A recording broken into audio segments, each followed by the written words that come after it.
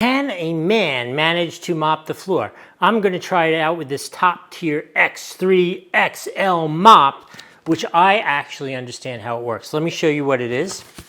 Okay, so let's talk about some of the basic stuff. Obviously this is the mop, but look at the mobility here for all different kinds of spots you can reach. This all goes together so nicely. It's so solid, and I personally like this. Look at how tall this is. I am 6'2", and it's like up to my chin. That is a really nice size.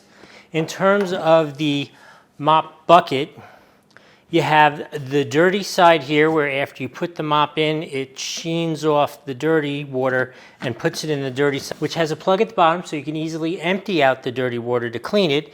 Here on the top, you'll see it actually has a valve so you can control how much water goes in the compartment where the mop goes. So that'll control how wet or how dry your mop is depending upon what you're doing. And this is the fill side for the clean water.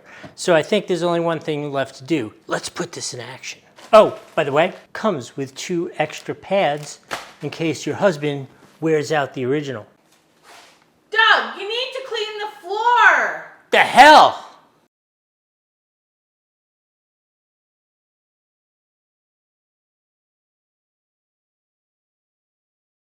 We know how to clean stuff up. I know how to use the mop. I know how to put the clean water on the one side, wipe the floor, jam the mop in there, pull it out, the dirty water goes in there, and then it comes out the other side with this fabulous mop.